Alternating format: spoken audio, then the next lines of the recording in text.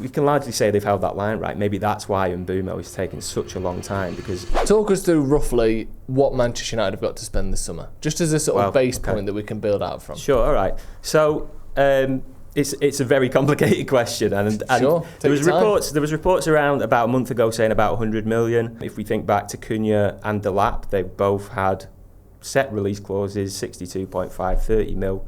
So you're talking about 90 mil there, and that was the working assumption going into the window, I think. Slight surprise, if I'm honest, that once the lap breaks down, they can still do Mbeumo without sales, because he's a bit more expensive, right? But if we break it down to just the numbers, if you looked in United's last set of accounts, which came out a few weeks ago, up until the end of March, they had 72 mil in cash in the bank. They also had, it emerged, £140 million worth capacity to borrow on this revolving credit facility, which is a complicated, I call it the credit card, right? Because it's easier to think of it like that. Okay. They can borrow 140 million if they need to help finance transfers. And to be honest, that's something that they've dipped into quite a lot over the last few years, particularly last summer. I think they took out 200 million on it, spent about 200 million in the end.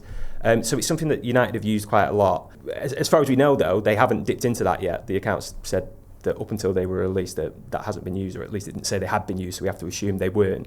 So you're still working on this basis of, I suppose it's up to about 120 million now, but then how much of that is paid this summer? You know, we know that Cunha, they're paying like 1/3 of the 62.5 million this summer, and then another next summer, and then the summer after that. So there's a lot of moving parts to how much any club, not just United, can spend in one window. I think the key thing to think about United in this window compared to others is that there's a sense now that the club needs to be more disciplined in how it's acting in the transfer market. And it's all well and good saying that. And so far, I think we can largely say they've held that line right. Maybe that's why Mbeumo is taking such a long time, because as much as fans want him through the door and they want to see this progress and things happening, it's actually important to have red lines in negotiations and to hold your ground at points and try and get the best deal done, and even if that takes a lot of time. That is the shift that is perceptible at this point, and you see that as well in this fact that, you know, the sense is that they need to make sales before they buy anyone. In